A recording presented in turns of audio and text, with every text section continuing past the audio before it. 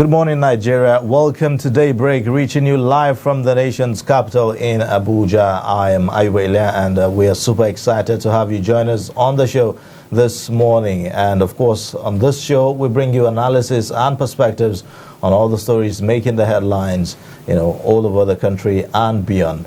My name is Ayubelia again. And I'm Zainab Bala. Thank you so much for joining us on Daybreak this morning.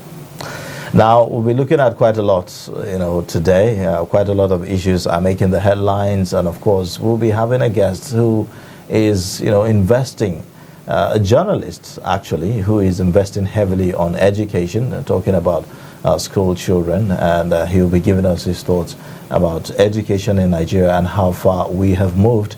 And don't forget, today is International Day for Ending Impunity Against Journalists. I mean, journalism itself is a profession that, the society cannot do without, really, because there has to be a link between the leaders and the led. And usually it is the journalists that play that role. But we have seen some exceptional journalists even move as far as, becoming and taking certain responsibilities and, being the change that, all their stories will always talk about and all of that. So it's quite exciting when we have such people, and that's what we'll be discussing today on the show.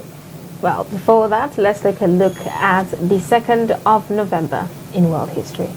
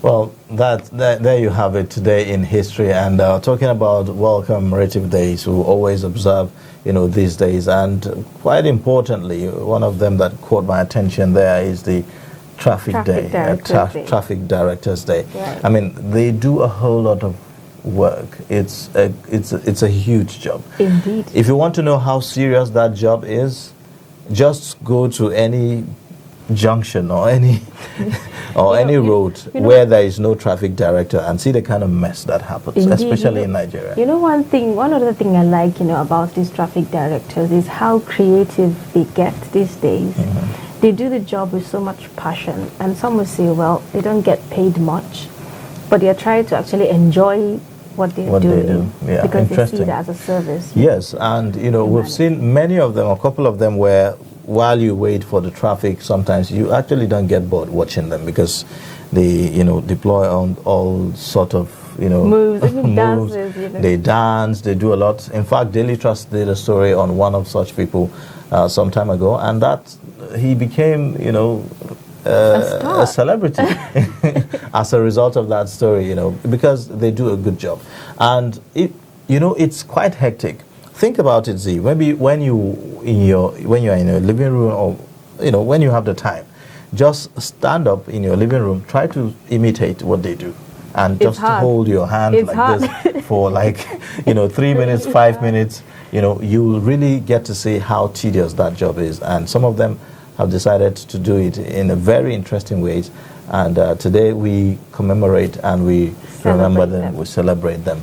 It's important that we do that to encourage them. It's not just about the money, but it's very important that we have traffic directors to at least, the chaos that we see sometimes for them to put it, into proper, dealing. So now we will be taking a look at our dailies on Daybreak, and that will be shortly after this break. We have in the studio Nasiru Lawal, the editor-in-chief, Deadline Nigeria, and he'll be giving us perspectives on some of the stories that made the headlines today on our newspapers. Please stay with us.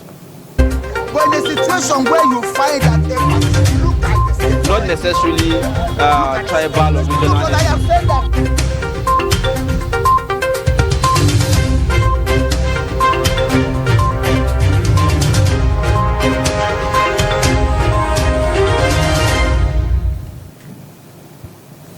All right, if you're just joining us, this is Daybreak on Trust Television. It's not time for us to take a look at some of the stories that made headlines on the dailies this morning. We're going to start with the Daily Trust newspaper. Right on page 25 and 23, you'd find how informants, other collaborators fail banditry. You'd also find domestic airfares skyrocket despite new airlines entry. And the Daily Trust newspaper is leading with the story of how poor state of Abuja Kaduna Road aids accident kidnapping. Okay, now I think we're looking at the paper from yesterday. Today leads with the story: impeached speaker declared wanted as Plateau Assembly crisis festers. You'd find also the writer there says police tear gas rival supporters, how governor embattled speaker fell apart. Well, the crisis, the political crisis, I would say, in Plateau State is taking a new dimension now with this, with this story. Well, another story there says involvement in internal security straining our resources. That's the military there. Wow. Well, we all know that the military is meant to serve more on the external part of our security, but it's now finding itself having to deal with internal security. The next story on page 18, fuel scarcity looms as Ipman accuses depot owners of price hike. Then you would also find below the pictorial there showing you the State Assembly. Many killed as 21-story building collapses in Lagos. You'd also find Zamfara reopens 7 weekly markets. Dangote Cement records 1 trillion naira revenue growth. Sugar earnings dips 41.7%. 774,000 jobs. FGO in beneficiaries 7.3 billion naira. That's according to the minister. Well, these are some of the lead stories. Very interestingly is some of the stories that we are seeing, about the story building in Lagos that collapsed. 21-story building. We're from what we know so far, about 10 people are said to have died. Well, not died, but we have about 4 people that have died, and then 5 others sustained injury as at the last time, I checked. And then it's quite sad that we are having this, this same thing happening over and over.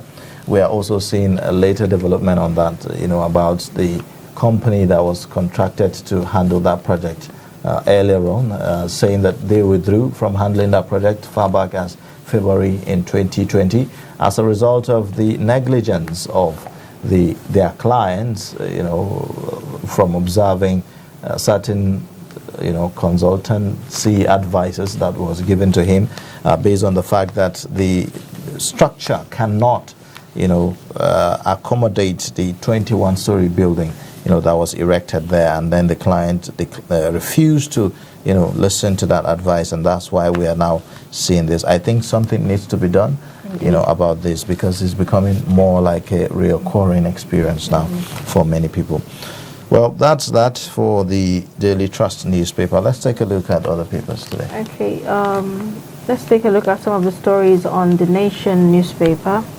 The big story there is Minister, government owes 774,000 jobs beneficiaries 7.3 billion naira.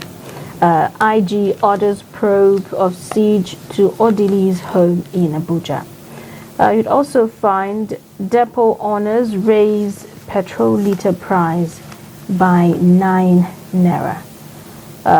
You'd also see Buhari, Biden, others seek end to carbon emissions. Elumelu, we've trained 1.5 million young Nigerians. You'd also see the story of the 21-story building that collapsed in Lagos. And then you'd also find fracas at House of Assembly over Speaker's removal. Lawmakers arrested. These are some of the stories on the Nation newspaper this morning.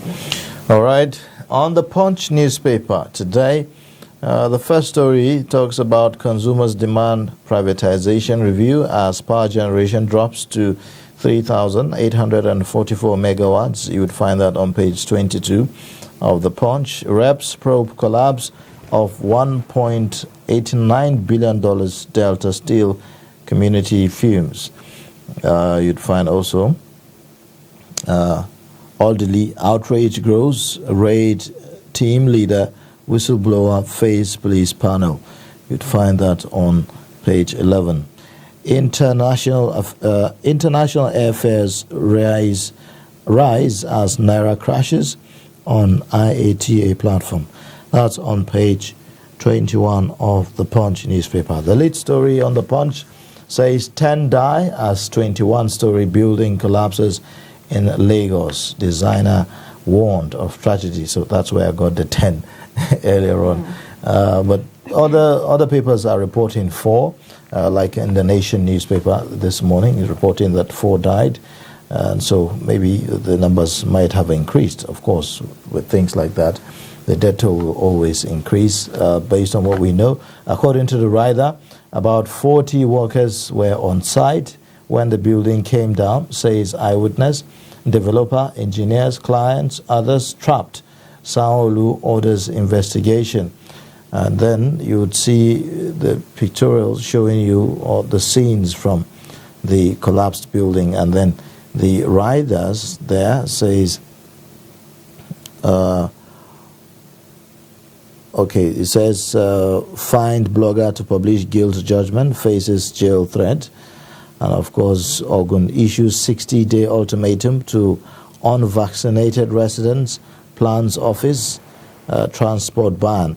You'd find EFCC picks up Obi Cubana, alleges money laundering, tax fraud. Okay, that's another one. I hope he comes out free, at the end of the day, because a lot of people have always raised allegation, against his person, Obi Cubana.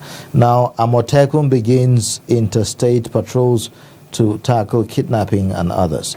Monarch denies villagers killed, customs men, residents flee Ogun community. Fuel queues resurface in Nasarawa, Abuja, Niger marketers hike price. Okay, so these are some of the stories that made the headline on the Punch newspaper. Okay, let's take a look at some of the stories in the Guardian newspaper this morning. On page 3 of the Guardian, you find ITUC says women lost $800 billion to COVID-19 in 1 year. And on page 4 of the Guardian newspaper, IGP orders investigation into invasion of Justice Odili's home. And on page 5, you'd find bandits kill 1, kidnap 100 Baptist worshippers in Kaduna. Yet another one. And on page 9, you'd find EFCC arrests Obi Cubana for alleged money laundering, tax fraud. And the Guardian is leading with the story, quit complaining, move on, Oshibajo charges youth. You find details of that story on the Guardian newspaper. And you'd also find banks risk prosecution over lending to states. These are some of the stories on the Guardian newspaper. All right. And now, finally, let's take a look at the Daily Sun newspaper. The first story beside the nameplate there says Soludo Andy Uba fight dirty at Anambra Guba debate. And then, of course, you would find also above the lead story, Biafra referendum, court adjourns CNG's hearing to January 20th. And the lead story says 6 dead, many trapped in Lagos, 21-story building collapse. The rider, developer Osibona among recovered bodies. Sanwo-Olu orders immediate probe. That's on page 14 and 15 of the Daily Sun newspaper. Beside the pictorial there, you would find also 2023 PDP ready to rescue Nigeria. That's according to the governor of Benue State, Samuel Otom. APC governors, DG charges commends PDP over successful convention. IGP orders probe into invasion of Odili's residence. Aviation handlers threaten strike over NAS embargo on new NCAA raids. And of course, the other story there says, police arrest, release Plateau Speaker, 11 lawmakers. These are some of the major stories there on the Daily Sun newspaper this morning. Like we told you, we have Nasiru Lawal. He is the editor-in-chief, Deadline Nigeria, in the studio, and he joins us to give perspectives on the stories that we are seeing making the headlines. Good morning. Good morning. It's good to be here. Good morning. You're welcome. All right, now the crisis in Plateau State is taking a new dimension. We are seeing security men preventing youths who are protesting the removal of the Speaker of the Plateau State House of Assembly from gaining access to the State House of Assembly premises in Jos yesterday. What do we know so far about this story that we're looking at? From the reports that we are having in the media, there are two factions, the former Speaker and then the new one, who is being put into the front page and all that. But what I want the viewers to understand is the fact that state assemblies should be independent. They should be able to do their things without any foreign interference. But what we tend to be seeing from the development in the Plateau State Assembly is people, pointing accusing fingers towards the direction of the state government, and then you have the state government trying to say, no, we don't have anything to do with it. But this is something that the lawmakers should be allowed to settle on their own. Okay, now with Plateau State being a hotbed, for crisis and all of that, don't you think this is going to cause a cause of upheaval? Well, politics is different from what the people think. This is purely about power. It's about people doing all sorts of things to be able to either maintain their position or be able to get to a position that they are aspiring for. It's not about the people. It's not about, okay, we want to do this for the people and then we have to, fight for it. It's purely for the power. All right, now this is really, really unfortunate, but we hope that it is resolved as soon as possible. It's quite a political matter, like you have mentioned. Now, another story that is literally everywhere is about the 21-story building collapse in Lagos State. I mean, this is, for the umpteenth time now, we are seeing this kind of experience, and it doesn't look like lessons have been learned from the past. Why are we having this reoccurrence? Well, like you said, it's like we are still moving in a cycle. I remember in 2008, there was this shopping mall that was under construction here in Utako, and right in the middle of it, it collapsed. And 5 or 6 months after, people were not even sure who the owner was at the time, because the government was not coming out to say, this is the person who owned it. And then you also have the regulatory agencies not actually playing the role that they are supposed to play. Who are the engineers? What design have they put forward? Who approved the building and things like that. But I'm happy that the governor of Lagos State has already ordered a probe into this. so that probably we'll get to know what is I mean, actually literally happening. every one of such occurrence will always, have a probe, after it, So, but it doesn't look like much has changed. Do you think that perhaps the regulating authorities are somehow compromised? Well, you can see from the reports we are getting in the media, already some are saying we did not approve up to 21-story building. What we approved was only 15. And then you also have the designers coming out to say, no, actually we rose a complaint, to say, no, you shouldn't go beyond 4 floors because that's the only thing we can guarantee. But unfortunately, the owner of the building is also said to be trapped in it. Mm-hmm. So we don't get to hear from his own side. And it will be good to hear, from both sides. Probably he has a different perspective to what they are telling us.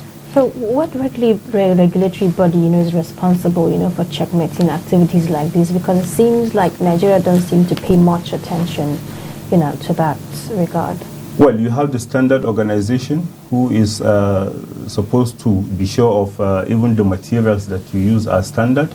And then you also have the engineers, I think they call them Quorum, who are likely to advise before any building is started. And then you have also the engineers that are working for the state government. They are supposed to go on through your building plan, see what you have, and then be able to advise you. If you break the law at any point in time, you should be punished. All right, now 2 stories here that I would say somehow related. One is talking about the military saying that their involvement in internal security is straining their resources. We are also seeing that Zamfara is reopening 7 weekly markets. So when you put these 2 side by side, is it time for us here to have a sigh of relief when we hear that Zamfara is reopening, weekly markets? Maybe there's some kind of improvement in the security situation. Well, that's what the story is suggesting. And, people were caught in a very difficult situation. The government is saying we had to do this because we want to maintain security. And then the people are also complaining on their own part. The fact that we need to go to these markets, to be able to sell what we have, to be able to get what to eat. And then, but because of the security challenges, you end up closing the markets, and then the security is still, maybe it has improved, maybe it hasn't. It's for the people actually to come out and say whether these things have actually improved the way the government is saying. But is that move right, at this time, despite... Well, for the government to do that, that means they have, seen some development. Because whatever happens, it's the same government that will have to bear the blame. So now that they are opening the markets, it's like a reassurance to the people that yes, things have improved. Okay, but on the other hand, of course, we are seeing the military, put up this, this complaint about their resources, being strained and all of that.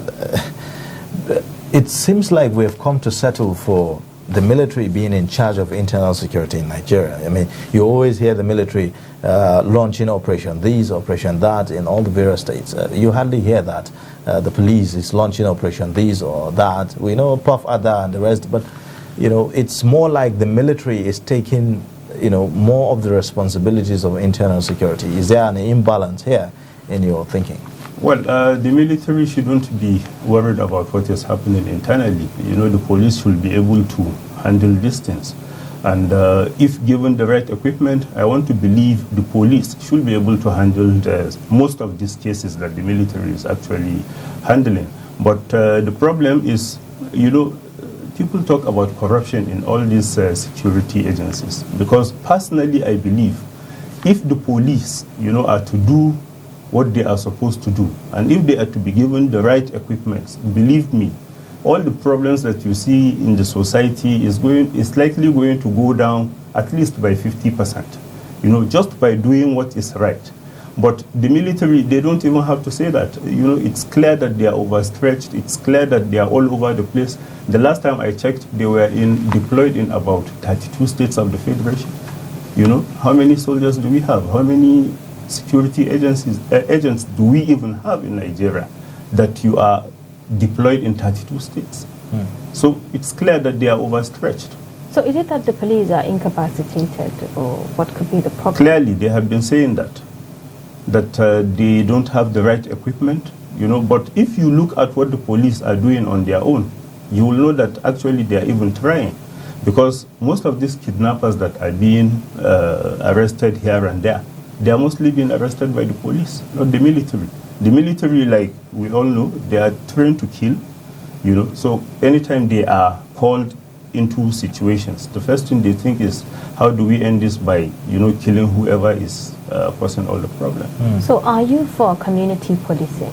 Oh yes. Community policing is actually the answer, because people know those who are living within their communities. They know foreign faces. They know those who are, new to the community, those who are causing trouble. They know. It used to be in the past that before you are allowed to even sleep over in a community, the district head or the ward head or whoever is in charge must know about your coming. But that has collapsed. All right. Now, another interesting story that got my attention is, about the EFCC arresting Obi Kubana for alleged money laundering and tax fraud. I mean, there have been many accusing fingers, at the way he flaunts money on social media. Some are saying, I hope this is not another case of, what's that, his name, Hush Puppy. Hush Puppy. And then for us to see the EFCC go after Obi Kubana in this instance, are we about to get another shock, in your thoughts? Well, we will have to wait for the end of the investigations to be able to reach that conclusion. But this is what poverty actually does to people. Because people are poor and then they see you flaunting wealth. They tend to see you as a hero. And now that the government is actually coming after him, people may even think, no, it's because he has wealth. People may not actually believe that he has a case to answer until it's proven to be the fact. All right. I think I like one interesting story as well I've seen on The Guardian is where Oshibajo is saying to the youth, quit complaining, move on. He's also encouraging them to use the right channel to express their grievances, given the unemployment rate and all of that. So what are your thoughts about that? Yes, actually the youths in Nigeria, I think they are not pushing their weight. How many youths do we have? The last time President Buhari was re-elected, how many votes did he, was he able to garner? But if the youths can come together to decide who they want to lead, who they think should lead Nigeria, whether it's a youth or somebody who shares their vision, they should be able to come up with that change. But the problem is you have the youths, being divided. Some are for this, some are for that, and then they end up not making use of the numbers that they have. So, like the Vice President is actually saying, they should stop complaining. You have the power to change things. Why don't you change it? Why do you need to be on the social media just, saying all sorts of things when you can actually, with your voter's card, be able to get the change that you need? Well, I'm skeptical about the context in which the VP is saying that the youth changing things. Now, a lot of times people talk about the cost of election in Nigeria and the youth participation in politics in Nigeria. Until recently, the age for young people to participate was above 30 and all of that into certain positions, and then we just had a review. But again, there's also other problems to that, which is the issue of fund. Getting a ticket today in political parties is not cheap, and all of that. So how would the youths actually move on and stop complaining when you still have things like that in our political sphere? But how many political parties do we have? It's like they are not, getting the right political parties to join. You don't have to join the PDP. You don't have to join the APC. There are so many political parties out there. In fact, there are those that don't even have any candidate, who are willing to give you all the tickets that you need. But to wait for you to get fund, honestly, it's not going to happen. Either ways, whether it's a popular party or it's not a popular party, there's need for fund. There is to sponsor campaigns, to mobilize support and all of that. Do you know what President Buhari was able to generate? From the youths mostly, through the sale of recharge cards and what have you. So many. So the same thing, like I said, if the youths are actually interested in having the change that they are all talking about, this is something that they can do with little sacrifice. You can, even if it is 10 naira, believe me, if like 30 million youths should donate 10 naira, how much do you think we'll get at the end of the day? So this is something that, honestly, if they are ready to make these changes, they should be able to do them. Nobody is saying because you collected money from a politician, you don't have to use your own sense. Why don't you collect the money and do what is necessary? Is that possible? So are you saying because that those monies are exchanged in place of loyalty? But let me just. So are you saying that despite the number of youth that we have, they are not speaking in one voice? They are not. They are not. You can see from what is happening. The PDP recently elected a 25-year-old youth leader. But go to the social media and see what people are talking about. That shows you the division, even among the youths. If this guy is there, why don't you try to support him? Because whatever he's going to do is likely going to have implications on the future selection of youths into positions like that.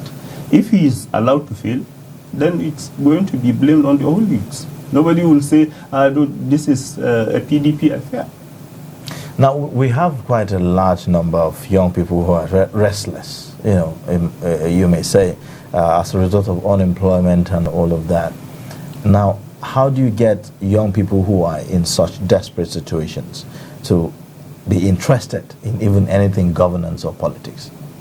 Well, it's because they have been denied hope. People think because in 2011 nothing changed, in 2015 it didn't change, so why should I worry about 2019 or 2023? You understand? It's because of the trajectory of what has been happening. If they are to do, like in 2015, so many people, came out to participate in election that time, probably because they thought, okay, some changes will happen. So if that change that they actually thought will happen didn't happen, then what do you expect them to do? They are likely going to take the back seat and then just sit and watch people doing whatever they want to do.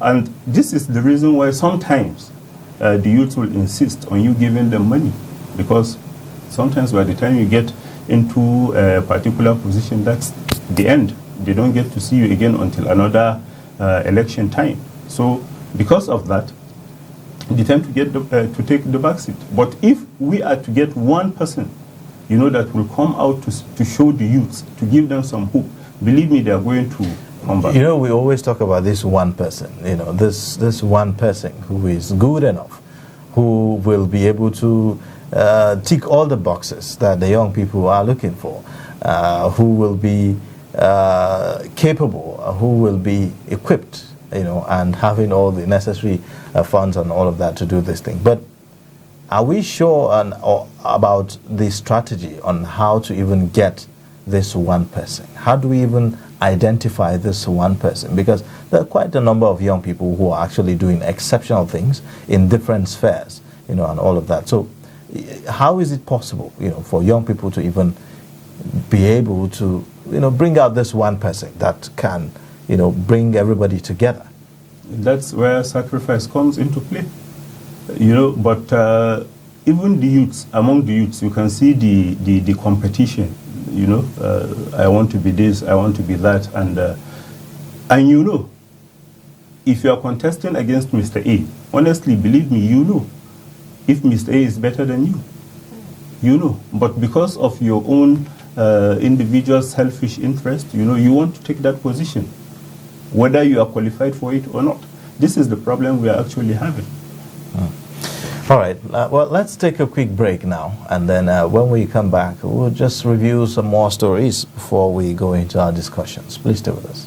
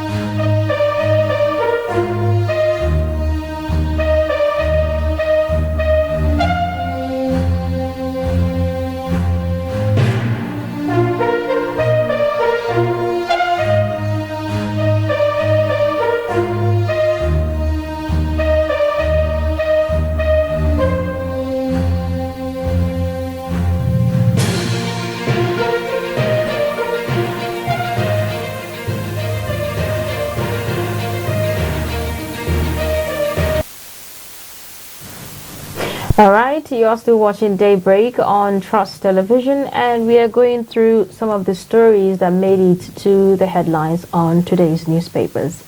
Now, there's a story on the Nation newspaper saying Minister, government owes 774,000 job beneficiaries 7.3 billion. What are your thoughts about that?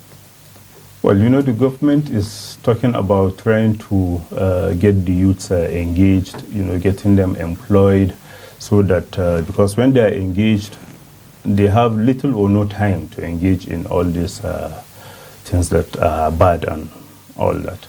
But for a minister to come out to say that even though they have engaged the youths, you know, they have done what they have been engaged to do, and then yet they are being owed. Honestly, it's a very bad one for the government. Disappointing, isn't it? Yeah, it's disappointing.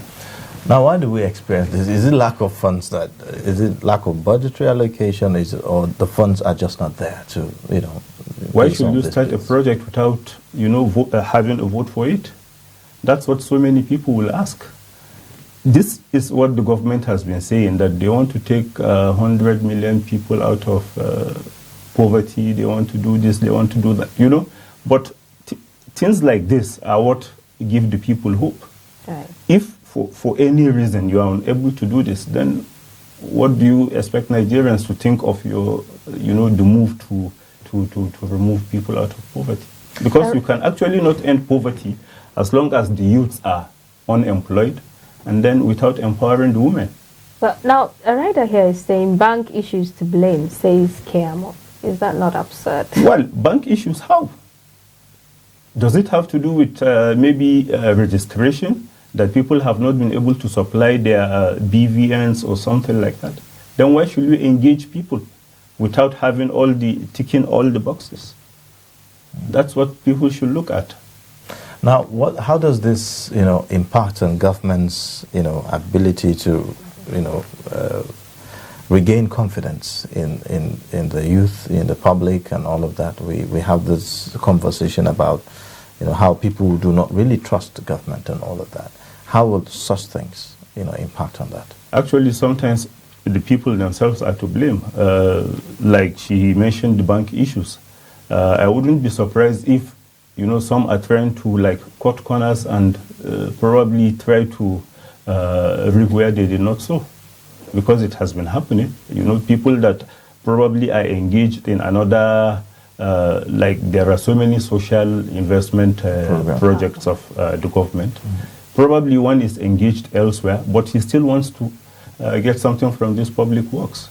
So sometimes, even though the government is trying, to make sure that certain things happen, the people are actually not cooperating. Mm.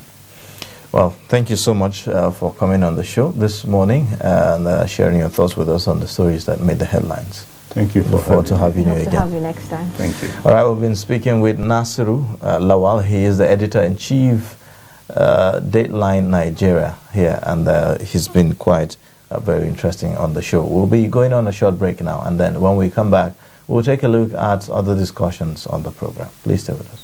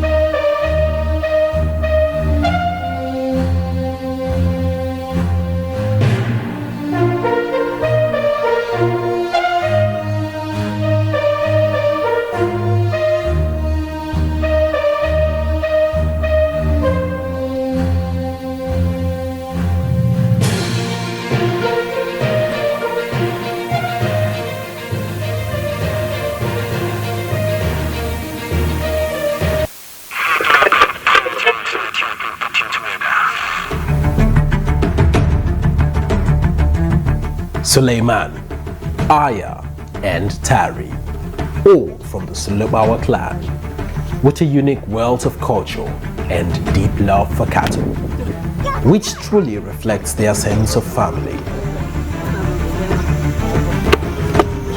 But over time, everything changes with no lands for grazing. Experience the incredible story of the Fulani people, loved ones they must protect, the journey they must take.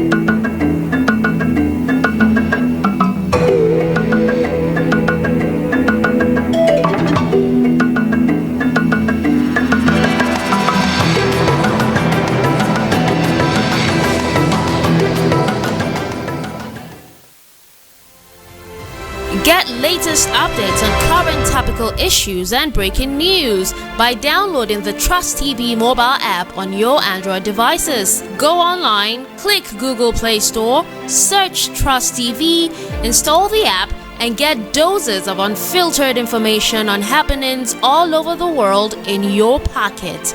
Trust TV, documenting the Nigerian story.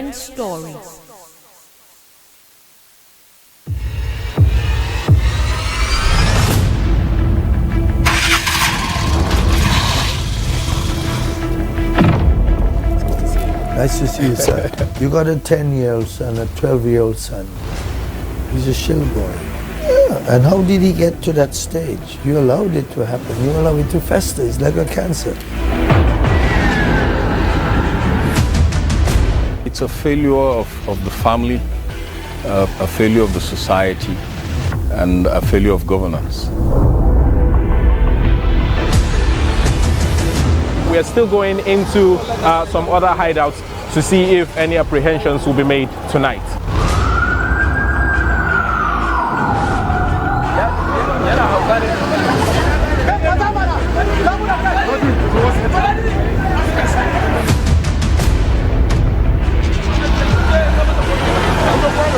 To operate within the context of the law with much respect to human rights.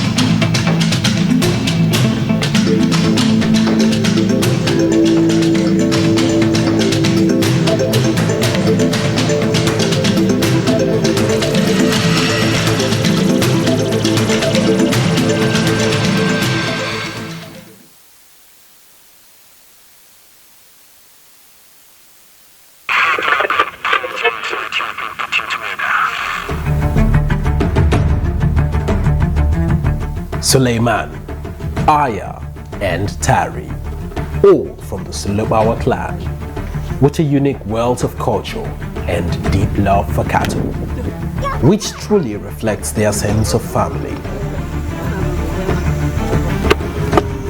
But over time, everything changes with no lands for grazing. Experience the incredible story of the Fulani people, loved ones they must protect, the journey they must take.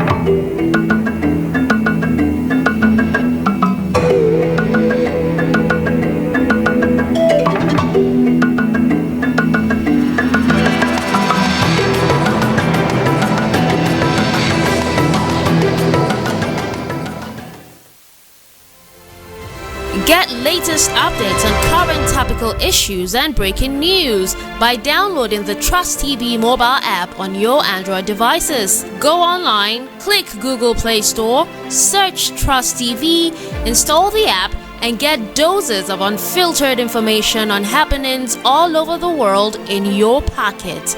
Trust TV, documenting the Nigerian story. All right, welcome back. If you are just joining us, this is Daybreak on Trust Television. It's now time for the first discussion on the show this morning. Today is International Day to End Impunity for Crimes Against Journalists. And we have in the studio Badamasu Burji, the publisher of Concern Magazine and active member of the Nigerian Guild of Editors. Welcome to the show.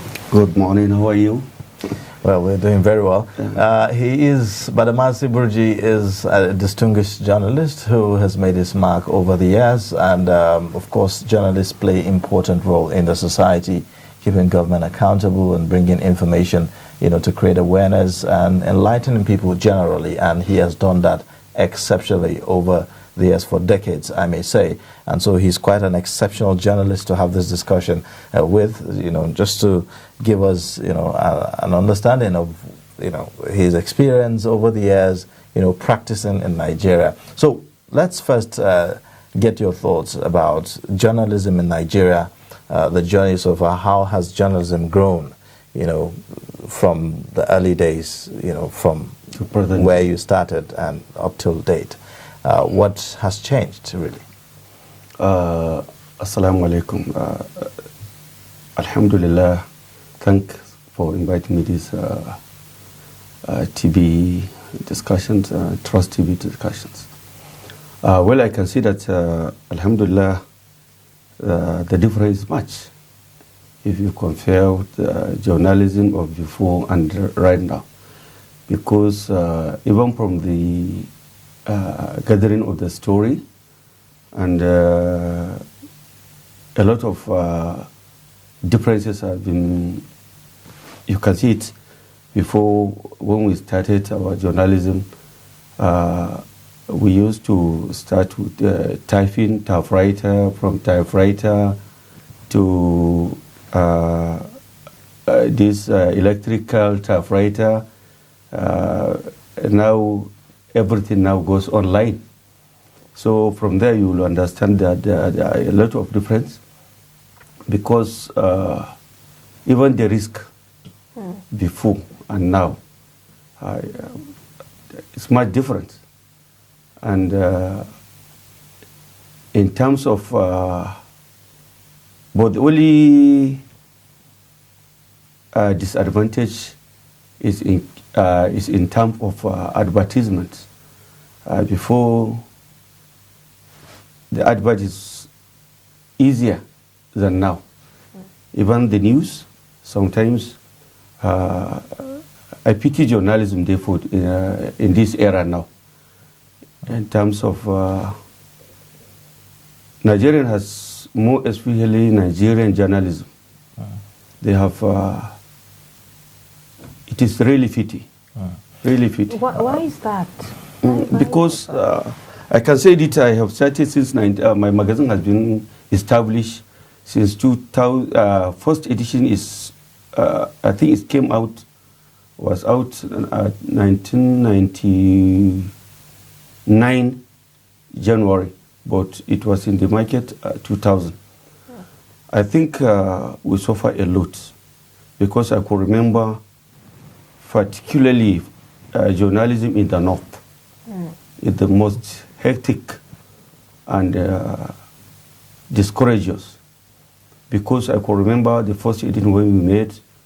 I remember Senator Dan Sado, who directed us to go and meet one influential person in the north, whether he can assist us, because he realized we are young people, young guys that came up with the good ideas. What always comes to my mind and what I couldn't forget is about the way that personality discourages us. When we saw us, we almost happened. I, the editor-in-chief, with the other editors, we met him in Kaduna to see him with our first edition. We thought this man will be happy with us, that more especially we look at the communication gap that was existing between North and South. But when he saw us, he started as if we brought this thing for him, sad news. He held the magazine. Look at the magazine. Very poor quality, unemployment. Look at you, 6 of you. What do you come for? So that is why I kept saying that Kabiru, the publisher and editor-in-chief of this trust, and I've been saying he's my hero in terms of journalism, because I know how he suffered and I know how he tried. So I think that is a lot of difference has been, Okay. Now, if you look at, you were practicing even under the military regime. Yeah. You did a profiling of one of the most respected persons in Nigeria. Yes. And now we have transitioned into democratic rule. Yeah. So if you look at the freedom of press, for instance, between then when under the military and now that we are under democratic rule, has there been any significant change? A lot of changes, but journalists are always facing challenges. The difference is not much, because I could remember in Fatakot, I said it because I'm a member of Nigerian Guild of Editors, active member. The problem we are facing more especially in Nigeria is different in other countries. When there is a good news, most of our politicians, including the other personalities, it is only when you praise them that you are a good journalist. When you taught them, you are a bad journalist. And the whole problem of Nigeria is lack of good leadership.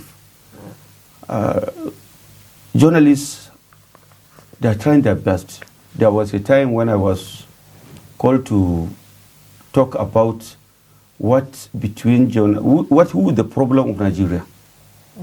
People are always calling journalists as the problem of Nigeria, but to me, judges are the problem of Nigeria. At all, I said it, because our politicians, our politicians and other persons, they don't like jail. So I think even some journalists don't like jail. So if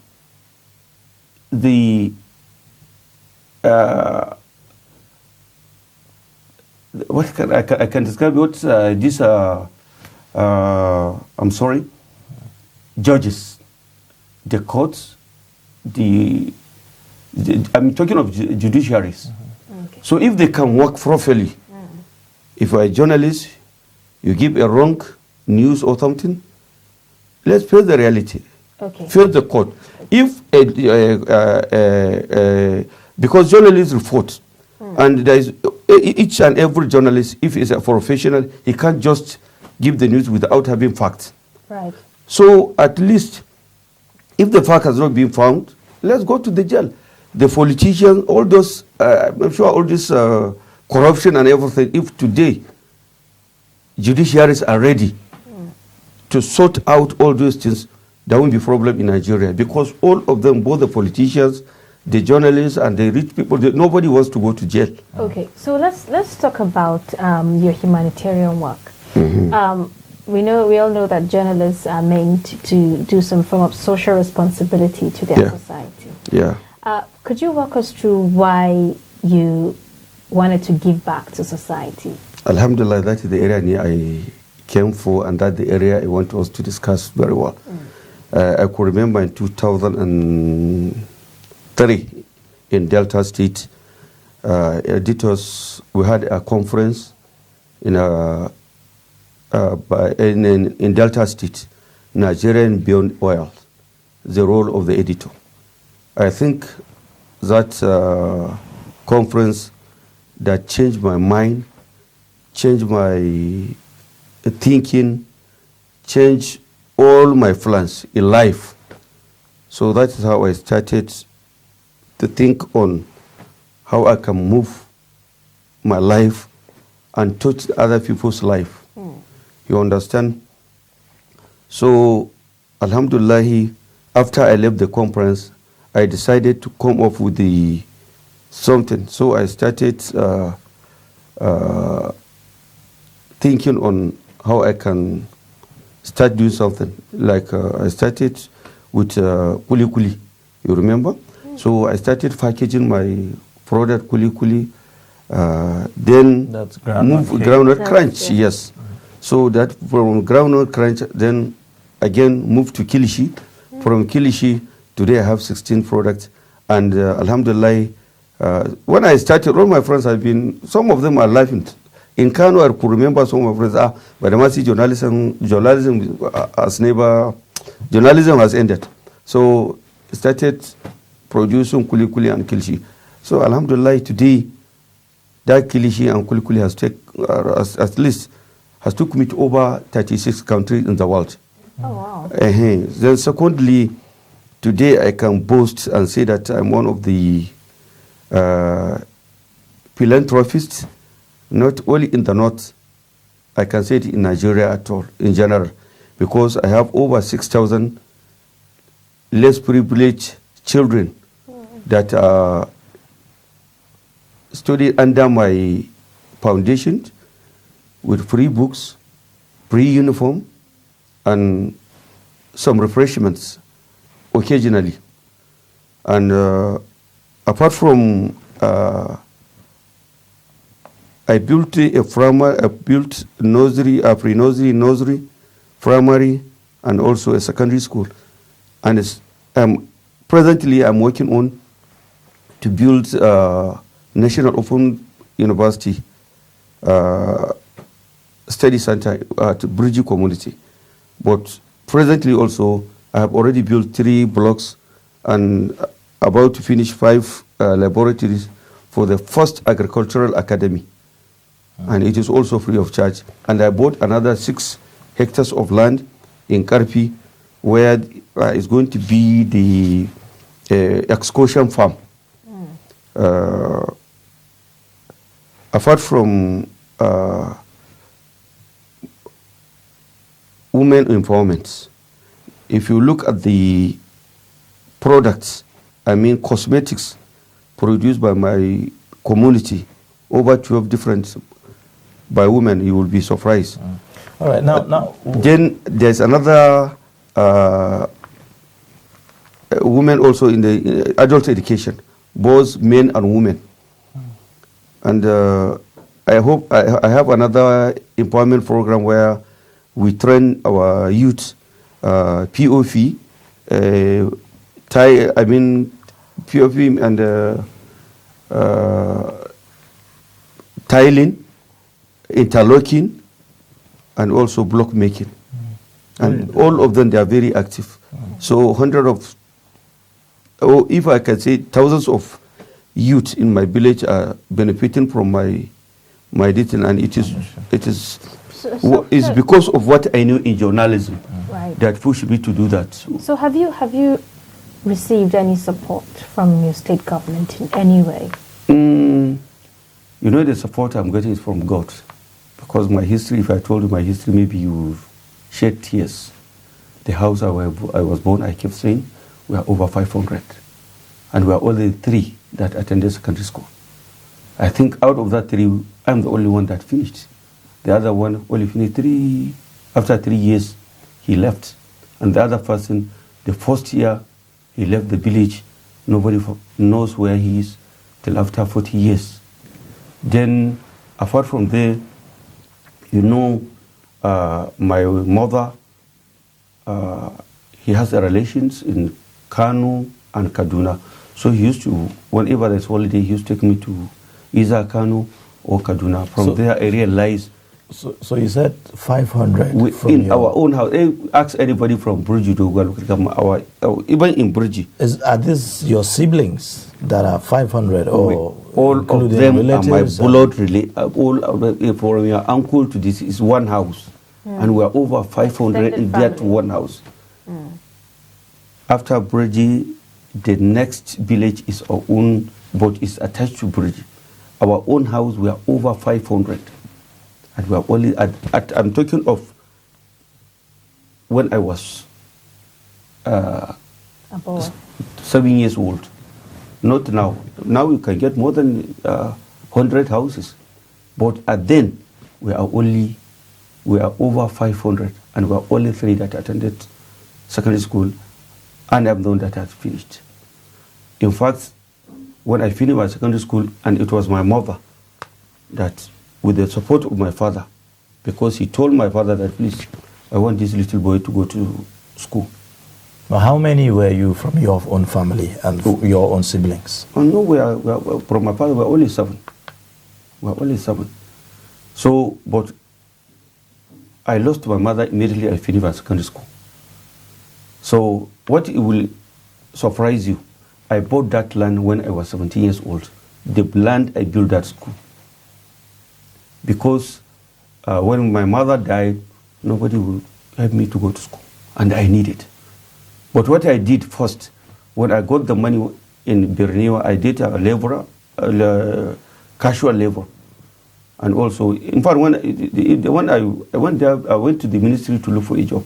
They say, no, we don't have job, but if you like, we have a casual laborer. If you can go to Borneo. I went to Borneo. Then the boss of the place said, but you are too small for this labor job. Or if you like, you can be my houseboy. I said, no, I agreed. So the money I raised at that time, the money I have collected after 5 months, that's the money I bought that land that I built that school right now. Because when I bought the land, I told the community that half of this land, I will build my own mansion house. And half of the land, I will build a hospital, school, and informant system for you. So as at that time, you already knew what you were going to do with the land? Of course, since I knew I'm the only person that finished my secondary school, I know God means something for me. So to give an example, the money I earned from the casual laborer and houseboy, that the money, 12,000, and I bought the land over is 250, but maybe by 250. I told them I'm going to build school, hospital, employment, because I know that's our problem. To start with. And a lot of people, a lot of people take me as like a comedian or joker. That's how they took me. Because whenever I went to the village, sometimes to see the land, they are calling me, some of them will call me doctor, some will call me teacher, all sorts of names. There was a time when my senior brother called me, please, Badamasi, if you come to this village, please and please, I beg you, in the name of God, forget about the land. Because when you left, immediately you left, they will be calling you a sort of names. I said, forget about it. me, I believe in God, and I believe I can do it, even though with that little knowledge that I have. Now, how did you, after finishing your secondary school and serving, someone that took you as a houseboy, what did you now do thereafter? Immediately I finished, I have an uncle in the city. When I bought the land, thank God it was Salah then. I bought the land and everything. Then my uncle, somebody told me that my uncle in the city wanted to see me. So I went there. He said, Badamasi, how are you? I said, fine. He said, because of my sister, in the whole family, there's nobody I like more like my sister, that is your mother. Please, will you join me for business? I said, there's no problem, because I don't know what to do. I don't even know there is a way of that I can, if I know I have this, I can't even go to Birniwa. So he now called me. Somebody came to buy a chemical in his house. He now said, can you write the receipt? I have a good handwriting. It's like, the one for pick milk. Because when I was in the secondary school, all my friends who are going to write a letter to their girlfriends, they'll just give it to me. Because of my handwriting. The one for cursive, this calligraphic or something. Writer. In terms, and God has given me a gift. If I'm tired with this right hand, I can use my left hand to write, to continue. A lot of my seniors in the secondary school, they will be giving me not. You understand? So when he said, so you could write? I said, yes, that's okay, that's no problem. So that's how I started making the business. When we started the business 2 years, the business had become a problem. So I moved he now got me a teaching in one Islamia school. Later, when I'm doing that teaching, then a company has been opened as an Nasibi First Control. We normally go to big men in Kano to help them to insecticize the compound, even the bedroom. So a lot of at that time, my uncle said that please, this is a company and we need trusted people. So we moved from teaching and joined those people. I could remember I went to Dengi, the owner of the Dengi pharmacy. A lot of big men in Kano go there. Sometimes they can try me, put the money inside the bedroom, whether I can steal, but I will use my phone for poop. Just put the water in on the money and just get out. Sometimes they call me, are you mad? So later somebody said, this boy is trustworthy. I have a company in Sabonkari where we are dealing cooking gas. Please come and be my accountant. I said, okay, that I will do it. At the end of the day, I became the managing director of that company. So how did you find yourself in journalism? Alhamdulillah, I was in that business. And I could remember when I was in secondary school, whenever there is crisis in the secondary school, Badamasi will be part of it. If there is a Muslim student society, Badamasi will be part of it. If there is a quiz competition, Badamasi will find Badamasi there. Whatever activities in the school is happening, I must be there. So a lot of friends calling me General Hassan, because anything, Badamasi must be there. And one thing I'm proud of is it's not about spoken English or something like that. It's the ideas. I run a column for 5 years for the Blueprint. You understand, apart from my mother. So when I realized, I said, okay, let me have the history of General Hassan Usman Katsina. Because I now have a little money, so I can start searching, I can buy any books. And at that time also, I wrote a novel when I was 16 years, and that novel, Inso Yaiso, Nerabata Sombaki. And I think I sold over 60,000 copies. So I now say, okay, let me see how I can get General Hassan Usman Katsina background. Remember, at that time I was 19 years old, or to 20 years. And I married when I was 19 years old too. Wow. Because when I know I lost my, I told you I lost my mother, and later I lost my father. So, and I know all my younger ones will go to Almajiri. So I have to, and I don't want them to go back to Almajiri. So I have to bring them. in which one of them now is a manager. He has traveled all over the countries, more than myself. So I now say, okay, how can I get General Hassan Usman Katsina biography? I tried all my best, I couldn't get it. And I became a member of Kano Multipurpose Cooperative Society. I'm the one writing them a speech. Sometimes, if there is anything, I did it for them. Because in Hausa, I'm very perfect. I know, okay, that's no problem. So when I couldn't get the biography of General Hassan Usman Katsina, I called the patrons when we had a meeting. I told them, please, I want to write General Hassan Usman Katsina biography. But I'm a secondary school leaver now. Thirdly, I'm too small. So I'm sure if I met him now, he could not listen to me. But with your own Kano Multipurpose, Amin Antata, Alaji Amin Antata is a member, is a patron. I said, what I will do, please, write me a letter. I am going to sponsor the biography, not you. But I will tell them, I will tell General Hassan Katsina, you people are going to sponsor it. I will give you the credit. I just want to write the biography of General Hassan Katsina. I said, okay, there's no problem.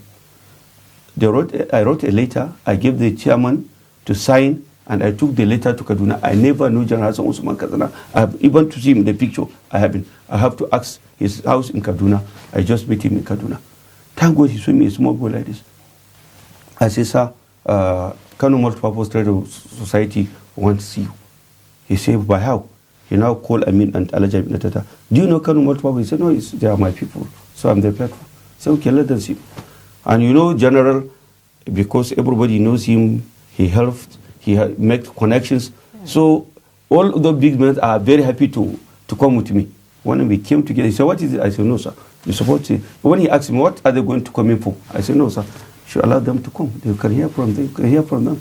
He said, okay, no problem. Let them come. When we came, so that's how they told him that this boy like you, and he has been followed all your steps. So he wants to write your biography. He said, no, but my father has warned me. So Mami Haruna, Mamu Jega, Bilkis Yusuf are working on, they are writing it. So I said, sir, just give me house. That's the area I specialize. Just give me. He said, okay, there's no problem. We started, he called Bilkis Yusuf and Mohamed Haruna to introduce me. So that's how I got to know Mahmoud Jega, Mohamed Haruna, and Bilkis Yusuf.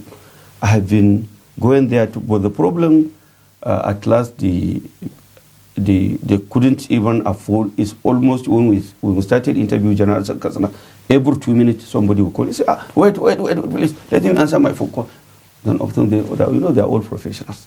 So they say they can't, how are they going to finish this interview? So they left me.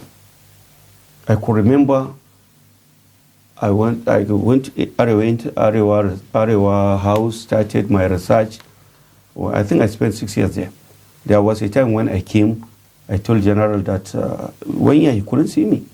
When I came to him, because you are asking me on how I started journalism, yes, so yes, I'm giving you the background. Yes, so I met General Hassan, I met him. He said, but I must see. Me, I could remember this biography. Leave this biography. I said, okay. He said, I can't leave this biography. I can't leave it because I've gone far. Somebody, I could remember he died. He's a big man. Say, who are you, Wadamasi? How old are you? General is talking and you are talking. He said he doesn't like it. It's his own biography. He said he doesn't. Let him know. I will not stop it. I brought a bag. I said, sir, check this bag. I brought all the documents. I say, any paper you know you have signed as a governor, I have it. All your information. Even when you are going to primary school, I have the picture. I showed him more than 500 pictures. And I showed him over 3,000 pages of the newspaper carrying his news. Since he was a major, deputy chief of army, all his, he couldn't believe it. You just see, how do you get that? Even if I done National Archives, ask them, I've been there. He was very happy. There's some information that he even forgotten. And there are some pictures that he himself, he have never seen it. More especially when he's going for scout, his father is taking, he said, how do you get it? And I get it from his friends in the village. So he was so happy. From then he said, Badamasi, I like you, this biography, I'm going to sponsor it. Don't ask anybody. He say, Sabitu, come. Whatever is inside my box, my handbag, please bring it. All the money that is in is for Badamasi today. Unfortunately, he brought the box. It was 3,000 inside. Well, it was 3,000. And that 3,000 has helped me.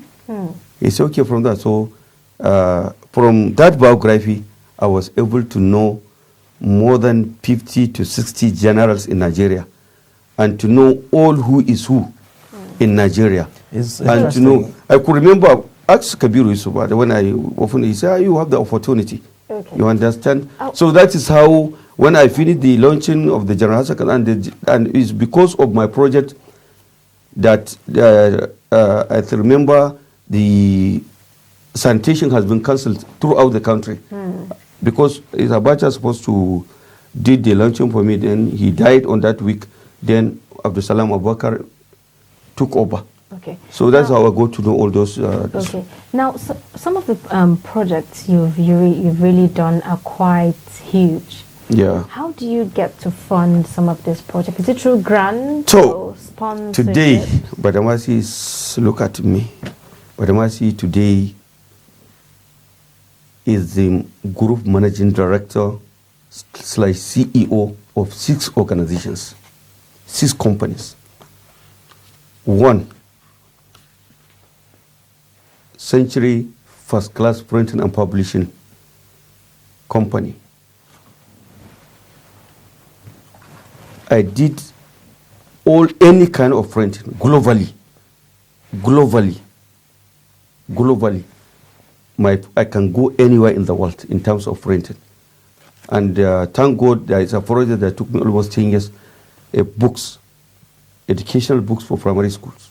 Because when I realized there's a little gap between known and just, because all the books we are using is from the southern part of the country. But when I came to my project, there's Igbos on my project, there are Yoruba on my project. So they came out to bring those educational books, science, English, social study, and I have been working that for more than 10 years. It was just last year I finished the project, and all the books has been recommended and have the certificate by NERD. And at least about 11 professors, 10 doctors, and other academicians that wrote the books according to the curriculum of Federal Ministry of Education. That is so. And if you go to Usetu near Amingo, I have the best printing press in Abuja. Wonderful. So that's for one company. That's huge. Then the second company, I am the only my company that has its 2 stores made in Nigerian products. All this kilishi, dambun nama that I'm taking it all over the country. Now, yesterday before I was in Lagos to inspect where one of the office in Ikeja Alan Avenue. So I'm working now to have each and every state that made a Nigerian product.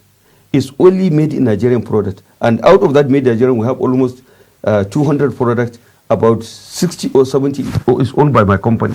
And the other 120 or 140 is owned by other corporate organizations that produce made in Nigeria product. And that is a product that took me to over that company, First Class Refreshment Limited, that the company that took me to over 36 countries. As I'm talking to you, I have already signed a contract agreement with someone who is taking over 5 countries, African countries, and there is someone also who is taking US. And now, thank God, I'm going for Europe and Middle East. Middle East, I'm a resident permit in Dubai. All right. Now let's talk about this, your foundation, the Badamasi Burji Foundation Schools. Yes. What's your motivation for doing this, and why is it such an important thing for you? I told you from the beginning, I came from a poor family, a poor education family, you understand.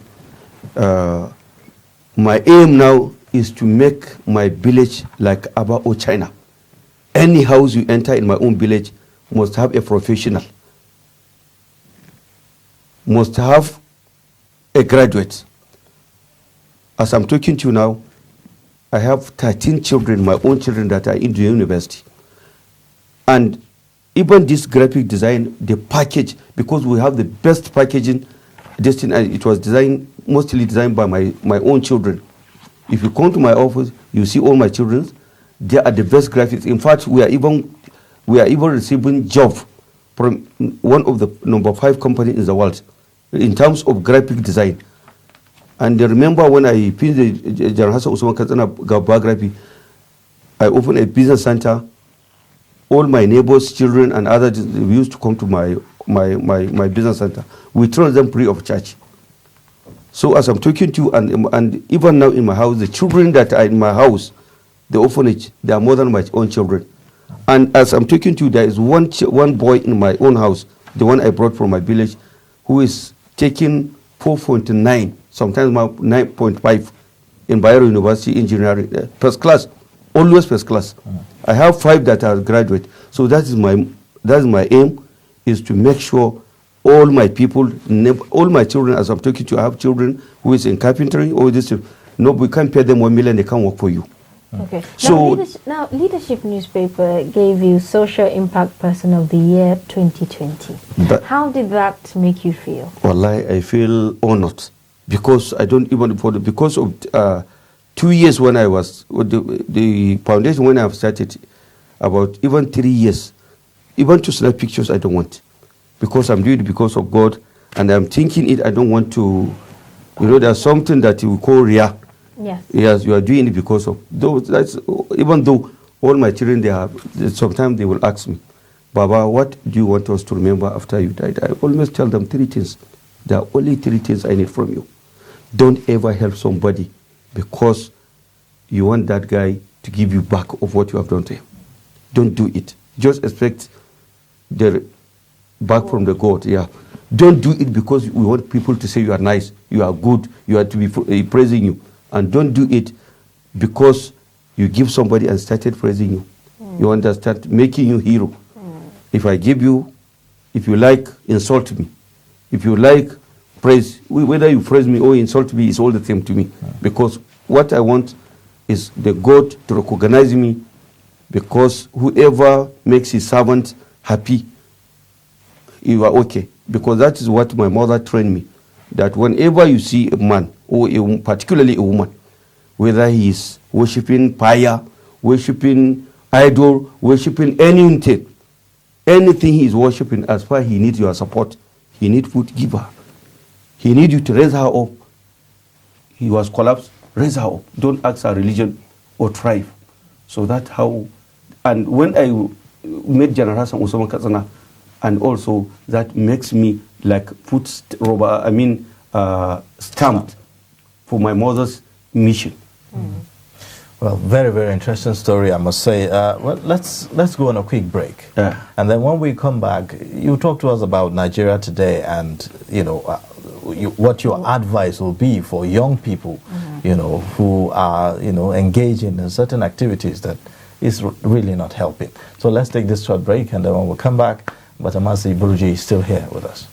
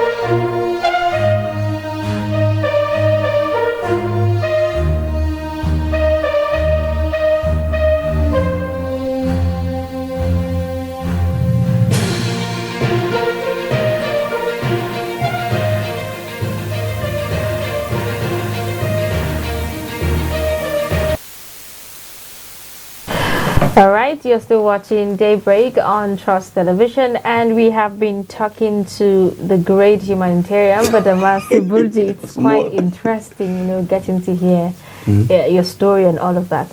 So what is your advice, to Nigerian youth who recently the Nigeria's vice president is telling them to just stop complaining and do something about it and move on? Is it that the youths are not, carving a niche for themselves, or what is really wrong? For I'm a journalist. What I'm going to say is not going to be nice, maybe to the elders. And I can say it clearly. Those who inherit Sardauna, our fathers, our elders, they are the ones that disappoint us.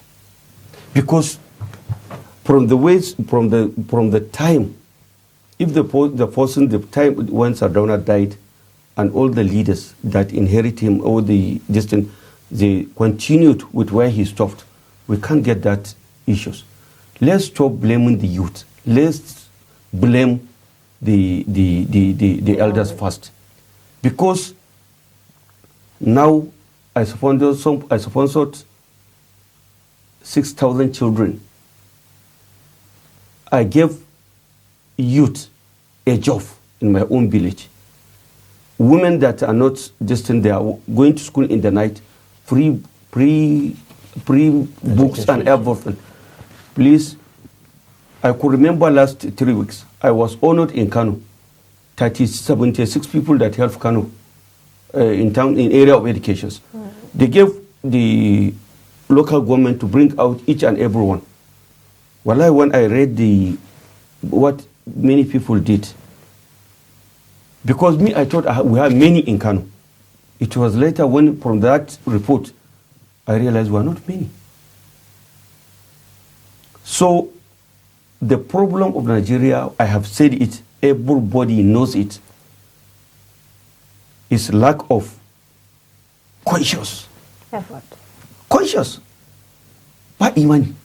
Because how can you get you stole? I could remember there's somebody when we calculated his own money, the money he stole. If he was going to spend 510 years, he will be spending 3 million naira. The money will not finish. Every blessing day. And you cannot support anybody. I see there was a book I wrote, My Fear for the North. Supposing that book was out, it's out, I can see it. Well, people will come and started telling me maybe I'm a witch or something like that. You understand? Because all this Boko Haram, all this, I'm not surprised at all. Because I've said it. If you look at my column in the daily and the blueprint, I kept saying it. I've never been surprised of getting. And what they don't do, you are a billionaire, but you only took care of your own children. Even your own younger brother, children, don't bother about them. You don't help. How do you expect those people to survive? How? There's no way. We have to go back to the reality. I kept saying, now the 6 children, all the other people that I'm helping in my community, I don't have one kid. If you and I and all who has the money can do it, what is our problem? What will be our destiny? And look at it, the worst part people doesn't know. All those children that, I'm sorry to say, my father, the vice president, was saying it will not help. Those children that are into drugs, are into bandits, are into this, and they are the leaders of tomorrow. How can you think about it? But if you help somebody, give him education, give him a job, he doesn't have time for that. He doesn't have time for that. And from the children, I will give them, and also from their own side. I was 17 years when I thought of my future and my community. If whoever believes in God, let him put his idea. God has never fulfilled my dream till when I was 45 years old. Those who are laughing for me now, go to my own village now, you see how distant. From 10 kilometers, I'm from Dogwa local government, but from 10 kilometers, there's one village called Erkau, Yalwan Burji, Kurkujawa, Randa, not all of them, they are coming to that my school. Because simply the books they are getting, wallahi, even the minister, son, some cannot get it because I print the best quality books from Dubai to bring to the children. And what makes me happy, immediately I enter to the town, Baba. For the children, for those who are in the nursery school, you will pity them because even if they are praying, if they enter Baba school, they will leave the prayer, they will come and be hugging me. Every children wanted to just touch me. What joy is it? So, and it's up to date. Let me tell you the truth. I have never, ever, nobody, it's only one Indian man when he came to my office. I said, I'm going to the village because I won't give them refreshment, I have to give them mask. All the sisters, they say, okay, take this 30,000, please put it forward. Apart from that person, if there is anybody that give me 1 naira, let him come. Wow. And say that he give me 30 naira. But I could remember there are 2 persons. Maybe they don't want to, I cannot say them, maybe they will not want their name to be this. But they helped me toward when he saw I went to his office, somebody took me to his office for different business, printing business. And I was here, but Amasi, everybody knows I'm a hustler. From this to this, from there to that. He said, but what is the hustling? What is the present situation now? I said, sir, look at what I'm doing now. I gave me just 1 minute of my documentary. He saw it. He said, no. I have to call somebody. Please. He called his aide in Kano. Please, give Badamasi 1 truck of chairs, please. In less than 1 minute, he called. He said, is this in this school? In Kano? Then the other one that I told him that I wanted to build that agricultural academy. That agricultural academy is the first in Nigeria. And by the grace of God, that one, it will the one that in a whole entire village, nobody will look for government to give him a job in the future. Because the planning, the blueprint I have for them is even this from west to west, even this tire, dust, everything, they will make it into usable light and also to produce a gas from it. And they will be producing, they will be produced. For example, even the animal feeds, they are the one to do it. They will produce the food, the feeds for the animals and the fish and other things, and they will also have the district to get them the market. They will package it, and by the grace of, I will introduce the product to the global market. All right. So, what would be your final thoughts now? You've said quite a lot. Really. So, my final thought, yes, because the whole thing is that when you hear the blame game, government will say, well, government cannot employ everybody. And that young people are sometimes depending on waiting for white-collar jobs and so on and so forth. That's the excuse, that you hear. What will be the role of government in making sure that we take off more people off the street and give them education and give them employment? That would be very good. All what I'm saying is my own opinion, not anybody's opinion. For me, I'm pleading with the government. They know all the businessmen in Nigeria. Even if they cannot do it, let's have a minister let's appoint someone that his own job in each and every local government, find a rich man or who work with the government and get money from the government to even build even one school, even one block, and assist his community.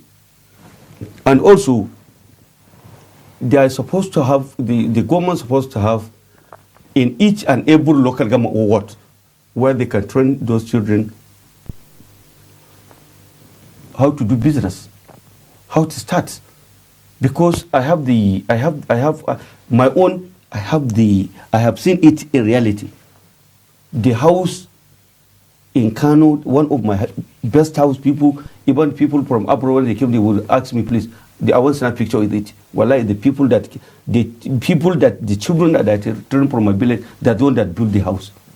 The mansion house that I'm talking to you in my village also is the same children that came from my village built it for them.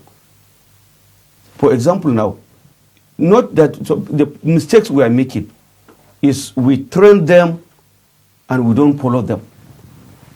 So let the government do something. And the problem of the children now, in fact, they have a little problem because they don't want to suffer. They need quick money or something like that. But it's because I'm a billionaire and I don't help them. And they are looking at what my son is doing. We are the same street. We are the same. Some of them they are not even. They are all. Some of them they are like me. Their father was nothing. Their mother was nothing. But they have now. So they are now something. Instead of to bring those who are nothing, they don't do that. So the reality is the problem in Nigeria. Each and everyone know it and know how we can solve it. Okay. It's not a something. But we always, the leaders, they will be always in the newspaper, they will do this, and they know it is a lie. And peck. So the reality, we have to go back to the reality. Well, thank you so much. Sorry. It's quite very interesting. We're really glad you shared your story with us. And I hope your story inspires others to actually do even more than you have done in the lives of your host community. Thank you very much for inviting me. Coming on the show this morning. Thank you so much. See you next time. Thank you. Yeah, great. Well, we've been speaking with Badamasi Burji. He is, I would say, a journalist, entrepreneur, and also a philanthropist. Author of 37 books also. He is a lot of things. Thank you so much again, like my colleague said. In case you've missed part of this interview, you can catch up on our YouTube channel at Trust TV, and then also you can go to our social media handles. You would have it all uploaded there so that you can have a full interview. You can watch the full interview, like we had it. Now, we'll be taking a short break to take a look at sports in 60 seconds. And when we come back, we'll round up the show. Please stay with us. Hello, welcome to Trust Sports in 60 seconds. Former Nigerian midfielder Mutiu Adepoju has condemned the plan by the Nigerian Football Federation's NFF to recall Oduoni Gallo back into the Super Eagles team. Adepoju describes such a move as unnecessary and a waste of time, considering the fact that the likes of Victor Osimhen, Iheanacho, Taiwo Awoniyi and others are painting Europe with goals. Napoli manager Luciano Spalletti hopes Victor Osimhen will be available for Sunday's Serie A clash against Hellas Verona. Osimhen missed the Napoli's trip to Salernitana on Sunday as a result of muscle injury. Tottenham Hotspur has sacked head coach Nuno Espirito Santo after only 4 months in charge following Saturday's Premier League defeat by Manchester United. And finally, 4 months after joining Paris Saint-Germain on a free transfer, Sergio Ramos has yet to make his official debut for the Ligue 1 club. And that's all the top headlines on Trust Sports in 60 seconds. Do not forget to subscribe, like and follow us across all our social media platforms. All right, in a very, very sad news, Ayuba, suspected bandits have attacked the staff quarters of the University of Abuja in the early hours of the day.